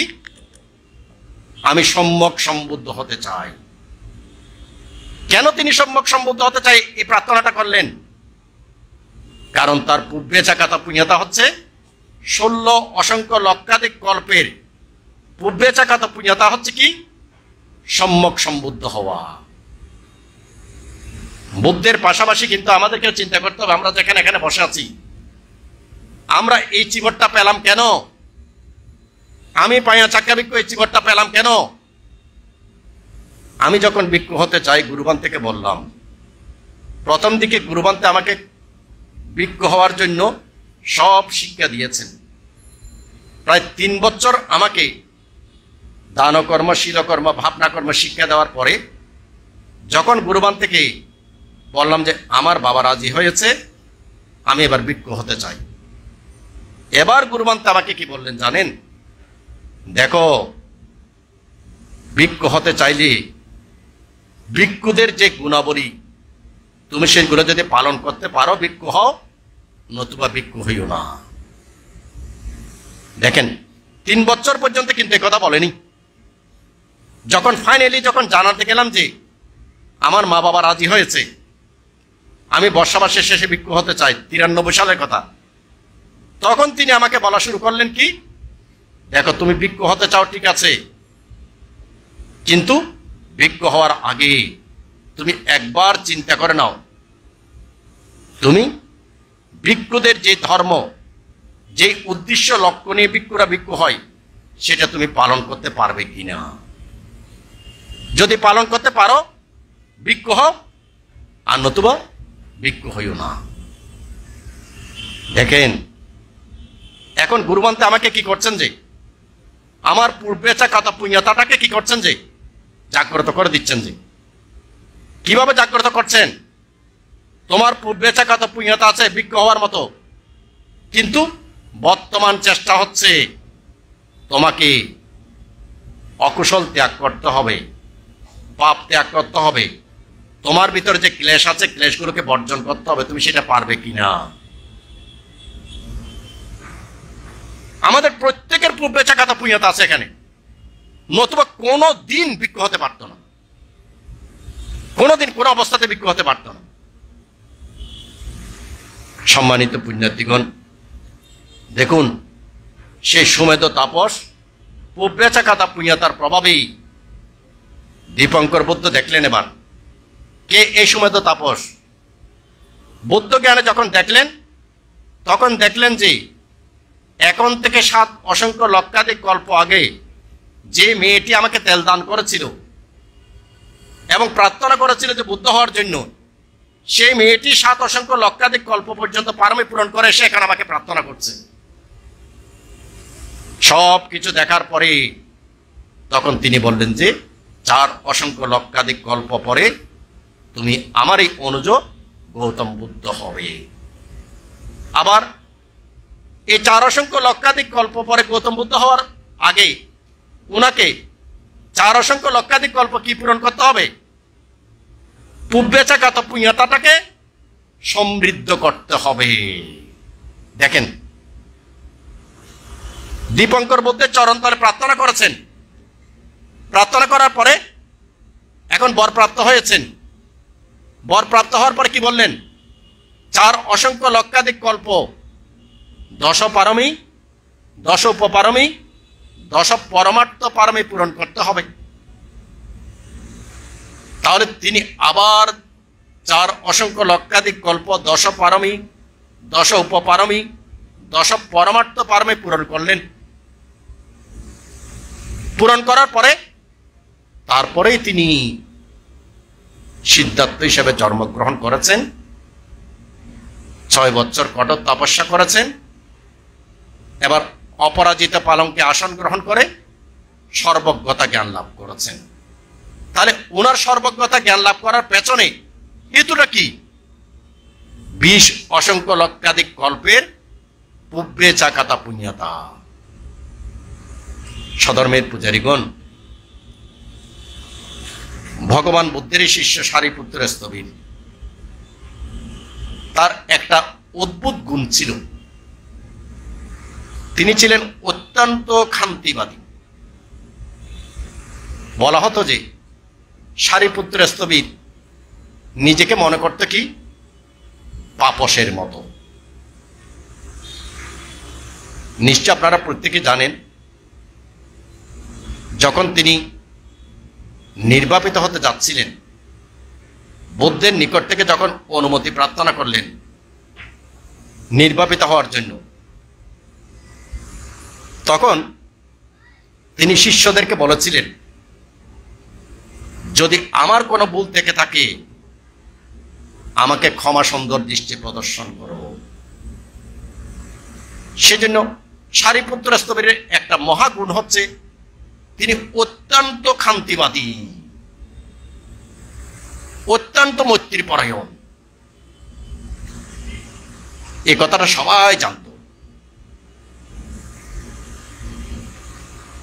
একদিন বেশ কিছু লোক তারা বসে আলাপ আলোচনা করছে। আলাপ আলোচনার বিষয়টা হচ্ছে কি, আমাদের সারিপুত্র স্তবীর তিনি অত্যন্ত শান্তিবাদী, ক্ষমাবাদী, মৈত্রীপরায়ণ। তিনি কখনো ক্রোধান্বিত হন না, কখনো তিনি রাগ করেন না। কেউ শত চেষ্টা করলেও তার মধ্যে ক্রোধ সৃষ্টি করতে পারেন না। ঠিক এই কথাটা শুনেছেন এক ব্রাহ্মণ। সে ব্রাহ্মণ শোনার পরে সে ব্রাহ্মণ বলল, সত্যি সত্যি কি আপনাদের সারিপুত্র তার ভিতরে কোনো ক্রোধ নেই? কেউ ক্রোধ সৃষ্টি করতে পারে না? না, পারে না। তখন তিনি বলল যে আমি পারবো, আমি ওনার ভিতরে ক্রোধ সৃষ্টি করতে পারবো, রাগ সৃষ্টি করতে পারবো। ঠিক আছে, দেখি আপনি সৃষ্টি করেন। তারপর দিনই তিনি পিণ্ডাচরণে বের হয়েছেন। যখন পিণ্ডাচরণে বের হয়েছেন, পিঠের মধ্যে একেবারে খুব জোর একটা আঘাত করলো। কাকে? সারিপুত্র স্তবীরকে খুব জোর আঘাত করলো। আঘাতের পরে সারিপুত্র পেছনের দিকে ফিরেও তাকালেন না। আঘাত পেয়েছেন কিন্তু, এবং তার প্রতি কোনো ক্রোধ উৎপন্ন হলো না। তিনি পিণ্ডাচরণ হেঁটে যাচ্ছেন। কিছু দূর যাওয়ার পরে যে ব্রাহ্মণ আঘাত করেছিল তার শরীরের মধ্যে এমন দাহ, এমন যন্ত্রণা সৃষ্টি হয়েছে যে সে আগুনে জ্বলে যাচ্ছে, জ্বলে যাচ্ছে, জ্বলে যাচ্ছে বলে বলে তাড়াতাড়ি করে গিয়ে সারিপুত্র স্তবীরের চরণ তলে লুটিয়ে পড়লেন, আমাকে ক্ষমা করুন, আমাকে ক্ষমা করুন। কেন, কি হয়েছে? কারণ সারিপুত্র স্তবীর তো তার প্রতি কোনো ক্রোধ পরায়ণ হয়নি। আমাকে ক্ষমা করুন। ঠিক আছে, যেহেতু তুমি নিজের ভুল বুঝতে পেরেছ, আমি তোমাকে ক্ষমা করলাম। সেই ব্রাহ্মণ এবার বলল যে যদি আমাকে ক্ষমা করে থাকেন তাহলে আপনি আজকের ছয়টা আমার বাসাতেই গ্রহণ করতে হবে। তখন সেবক নিয়ে সে ব্রাহ্মণের বাড়িতেই নিয়ে গেলেন, স্বয়ং গ্রহণ করলেন। এদিকে সবাই জানাজানি হয়ে গেল সারিপুত্র স্তবীরকে এভাবে আঘাত করেছেন। সবাই সম্মিলিত হয়ে সে ব্রাহ্মণকে পিটাবেন। এখন সারিপুত্র স্তবীর কি করলেন? সারিপুত্র স্তবীর সেবকটা সে ব্রাহ্মণকে দিল। ব্রাহ্মণকে দিয়ে সারিপুত্র স্তবীর পেছনে পেছনে নিয়ে যাচ্ছে। এবার তারা বলল, কেন এই ব্রাহ্মণ আপনাকে আঘাত করেছে? তখন সারিপুত্র স্তবীর বলল, আঘাতটাকে তোমাদেরকে করেছে নাকি আমাকে করেছে? যেহেতু আমি ক্ষমা করে দিয়েছি, যেহেতু সে তার ভুল বুঝতে পেরেছে, সেহেতু তার প্রতি কোনো ক্রোধ রাখিও না।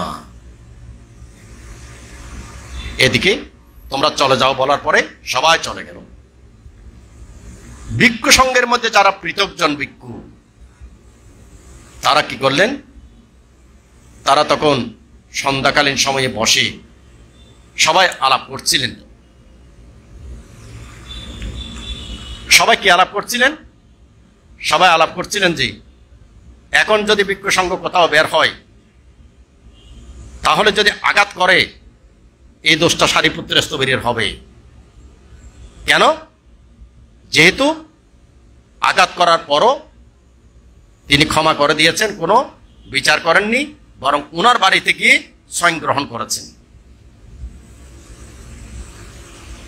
কারণ যেহেতু এটার বিচার হয়নি, সেটা আর ঘটতে পারে। মহাকারণিক বুদ্ধ আসলেন। বুদ্ধ আসার পরে তাদের আলোচনার বিষয়টা জিজ্ঞাসা করলেন। তখন তাদেরকে আলোচনার বিষয়টা বলল। বুদ্ধকে বললেন। বুদ্ধকে বলার পরে বুদ্ধ বললেন যে ব্রাহ্মণকে প্রহার করবে না। এখানে ব্রাহ্মণ বোঝাতে কিন্তু ভিক্ষু, প্রব্রজিত। ব্রাহ্মণ বলতে বোঝাতে এখানে বোঝানো হয়েছে যিনি পাপকে বর্জন করেছেন, অকুশলকে বর্জন করেছেন, ক্লেশকে বর্জন করেছেন, তিনি ব্রাহ্মণ। ব্রাহ্মণকে প্রহার করবে না। দ্বিতীয়ত বললেন ব্রাহ্মণও প্রহারকারীকে আক্রোশ করবে না। দেখেন, এই বিষয়টা বুঝে নেন। ব্রাহ্মণকে প্রহার করবে না, ব্রাহ্মণও প্রহারকারীকে আক্রোশ করবে না।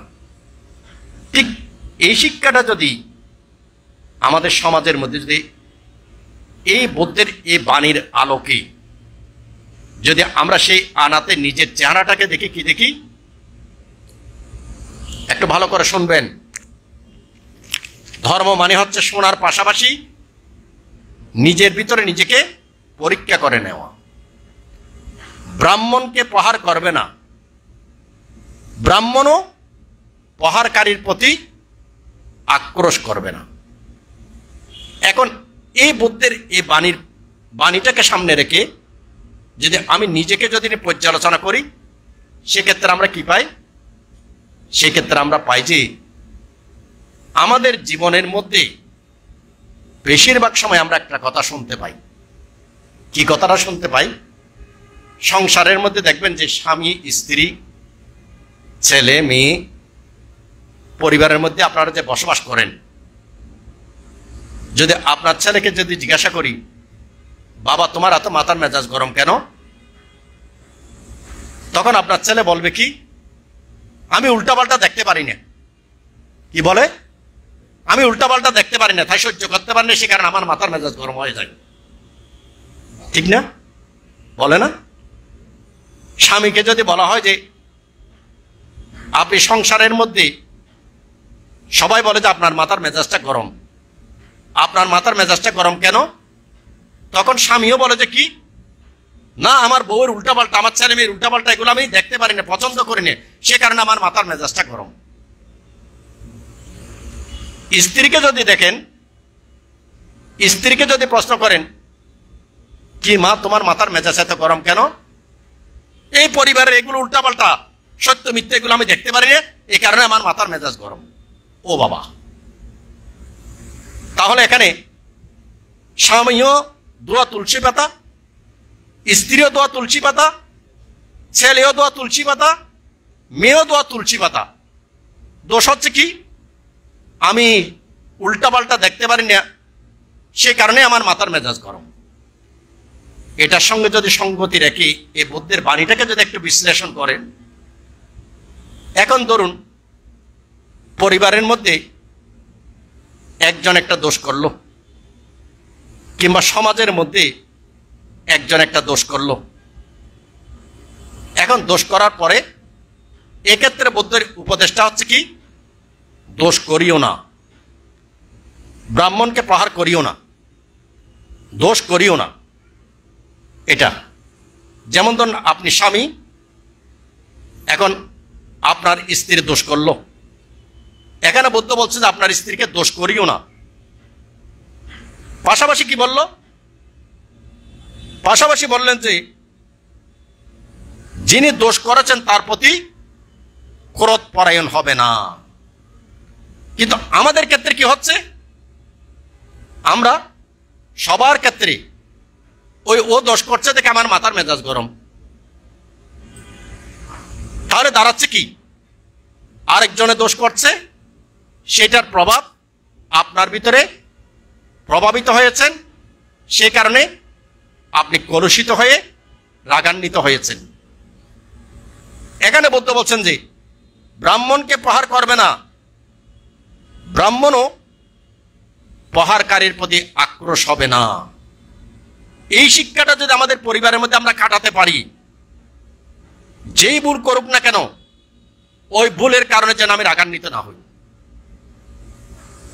ওই ভুলের কারণে যদি আমি রাগান্বিত হই তাহলে আমার পরিবার ধ্বংস হবে। যেটা কিন্তু এখন আমাদের বৌদ্ধ পরিবারগুলো সব দিকে সুন্দর, কিছু মনে করবেন না, কিন্তু ভিতরে বাবারে বাবা এখন কি অবস্থা এটা নিজেরাই জানেন,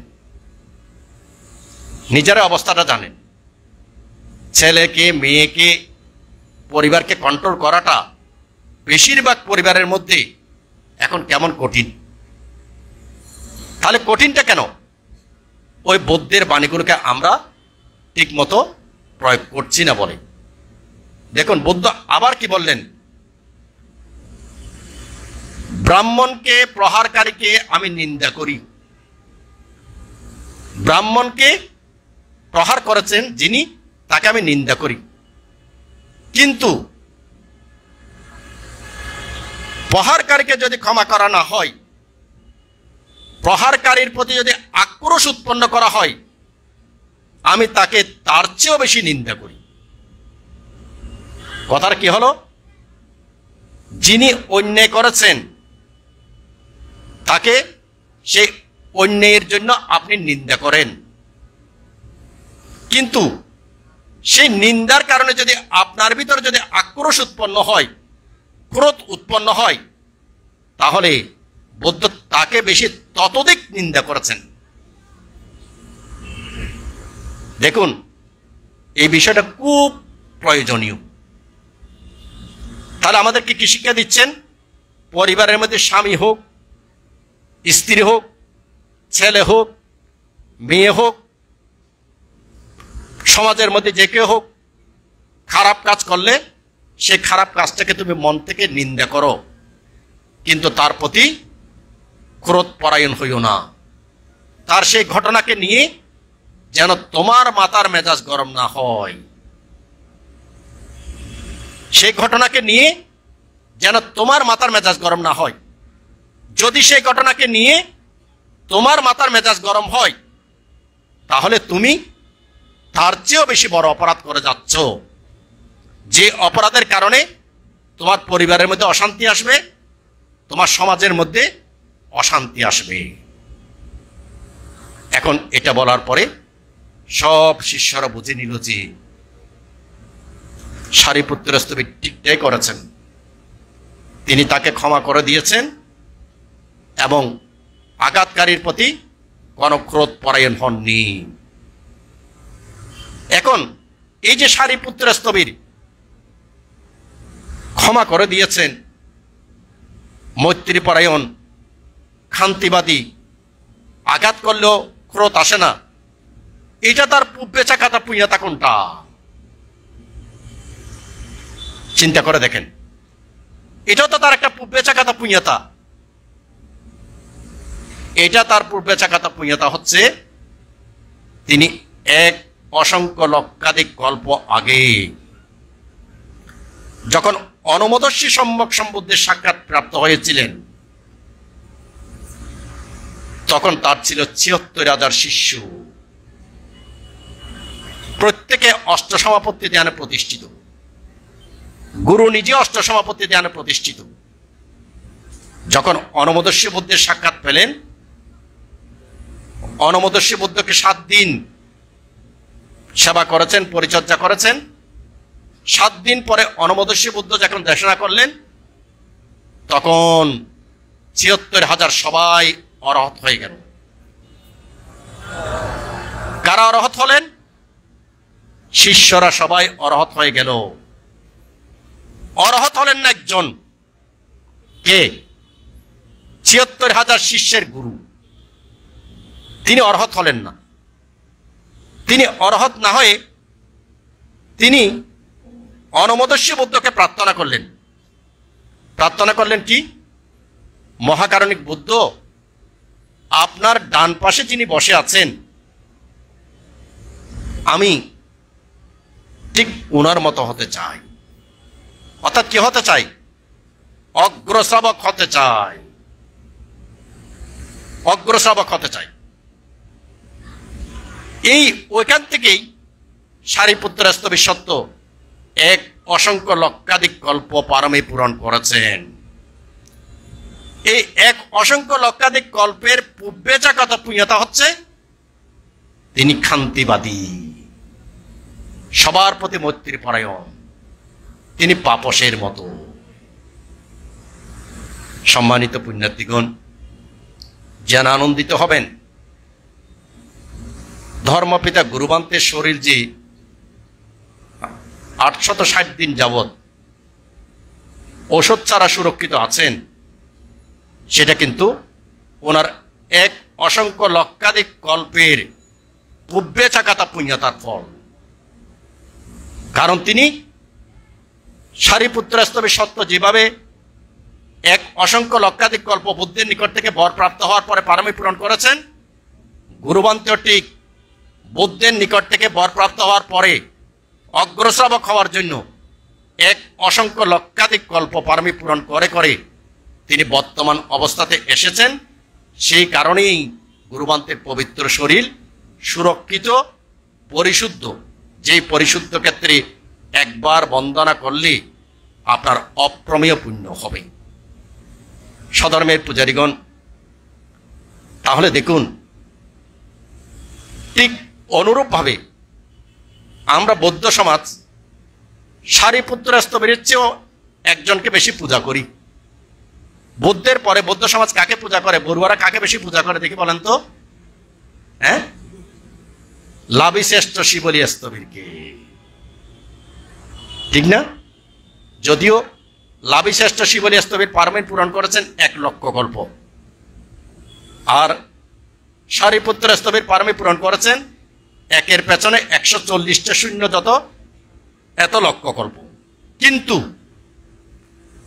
শিবলী স্তবীর কেন লাভিশ্রেষ্ঠ? কেন সারিপুত্র স্তবীরকে লাভিশ্রেষ্ঠ বলা হলো না? একটু চিন্তা করে দেখেন, কেন বলা হলো না? বুদ্ধের শিষ্যদের মধ্যে প্রজ্ঞাশ্রেষ্ঠ হচ্ছে কে? সারিপুত্র স্তবীর। লাভিশ্রেষ্ঠ হচ্ছে কে? শিবলী স্তবীর। কারণ শিবলী স্তবীর সত্য মহাকারণিক বুদ্ধকে দানকর্ম করেছেন। দানকর্ম করার পরে তিনি সেই প্রার্থনাটাই করেছিলেন। যখন রাজ্যবাসীর মধ্যে দানের প্রতিযোগিতা হচ্ছিল, তখন 2টা জিনিস অপূরণ ছিল। সেই 2টা জিনিস দান করেছে কে? এই লাভিশ্রেষ্ঠ শিবলী স্তবীর সত্য। টাকার বিনিময়ে নয়, তিনি দান ও পারমীকে পূরণ করার জন্য দান করেছেন, এবং দান করার পরে তিনি সেই কামনাই করেছিলেন। তাহলে লাভিশ্রেষ্ঠ শিবলী স্তবীরের পূর্বেচা কথা পুণ্যতা হচ্ছে কি? তিনি লাভিশ্রেষ্ঠ হওয়ার জন্য প্রার্থনা করেছিলেন। তিনি লাভিশ্রেষ্ঠ হওয়ার জন্য এক অসংখ্য লক্ষাধিক কল্প পারমী পূরণ করেছিলেন। ওই এক অসংখ্য লক্ষাধিক কল্পের পূর্বেচা কথা পুণ্যতাই ওনাকে কি বানিয়েছে? লাভিশ্রেষ্ঠ বানিয়েছে। তাহলে দেখুন, আপনাদের আমাদের প্রত্যেকের কিন্তু পূর্বেচা কথা পুণ্যতা আছে। এখন আমি প্রশ্ন করি, মা বাবার মৃত্যুর পরে কিংবা মা বাবার মৃত্যুর আগে মা বাবার অ্যাকাউন্টে কত টাকা আছে? মা বাবার জায়গা জমি কি আছে? ধন সম্পদ কি আছে? এগুলো আপনারা সুন্দর করে অনুসন্ধান করেন কিনা? করেন না? করেন, এগুলো অনুসন্ধান করেন। কিন্তু আপনার অতীত জন্ম জন্মান্তরের কি ধন সম্পদ আছে? আপনার অতীত জন্ম জন্মান্তরের কি ধন সম্পদ আছে? সেটাকে আপনি কখনো অনুসন্ধান করেছেন? করেন নাকি? করেন না, করেন না। দেখুন, আপনার সন্তানকে ডাক্তার বানাতে চান, ইঞ্জিনিয়ার বানাতে চান, প্রফেসর বানাতে চান। কেন? জীবনে প্রতিষ্ঠিত করতে চান। খুব ভালো, প্রতিষ্ঠিত করতেই হবে। প্রতিষ্ঠিত না করলে বুদ্ধ শাসনের সেবা করবে কিভাবে? কিন্তু পাশাপাশি আপনার সন্তান যে ছোটকাল থেকে বুদ্ধকে বন্দনা করত, ছোটকাল থেকে দানকর্ম করতে চাইতো, তার যে পূর্বেচাগত পুণ্যতা আছে সেটাকে আপনি কখনো বিশ্লেষণ করেছেন? সেটাকে আপনি কখনো বর্ধিত করার চেষ্টা করেছেন? করেননি। সেটাকে আপনারা কখনো বর্ধিত করার চেষ্টা করেননি। আপনার সন্তানের কি পূর্বেচাগত পুণ্যতা আছে, তার অতীত জন্মের কি পুণ্য আছে, কি পুণ্য সংস্কারের কারণে সে ছোটকালে বৌদ্ধকে বন্দনা করে, দান করে, সাধুবাদ দেয়, এই যে তার কি পুণ্য সংস্কার আছে সেটাকে কখনো বিশ্লেষণ করেছেন? করেননি। সেই পুণ্যকর্মটাকে, পূর্বেচাগত পুণ্যতাটাকে, আপনার সন্তানের পূর্বেচাগত পুণ্যতাটাকে বর্ধিত করার চেষ্টা করেছেন? করেছেন নাকি? করেননি। এবার তাহলে মা বাবাদের কাছে আমার প্রশ্ন, আপনার সন্তানের পূর্বেচাগত পুণ্যতা কত আছে সেটা আপনি বিশ্লেষণ করেননি মা বাবা হিসাবে, সেটাকে বর্ধিত করার চেষ্টা করেননি মা বাবা হিসাবে। আপনি শুধু চেষ্টা করেছেন কি, ডাক্তার বানাও, ইঞ্জিনিয়ার বানাও, ওইটা চেষ্টা করেছেন।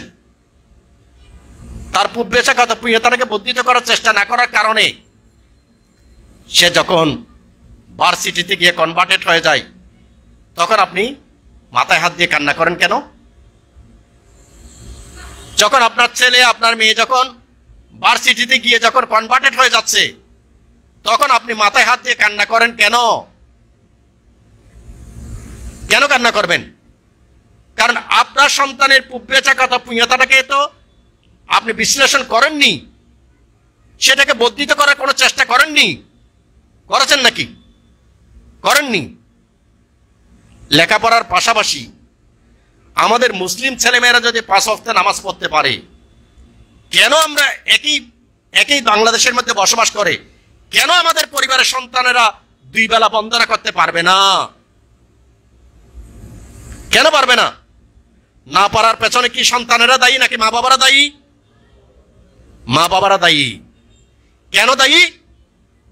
কারণ আপনার সন্তানের যে পূর্বেচাগত পুণ্যতা আছে সেটাকে আপনি জাগ্রত করার চেষ্টা করেননি, সেটাকে বর্ধিত করার চেষ্টা করেননি।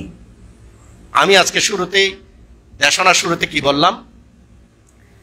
দেশনার শুরুতেই বলেছি যে গুরুবান্তের সান্নিধ্যে না আসলে পায়া চাক্কার সৃষ্টি হতো না। কেন বললাম?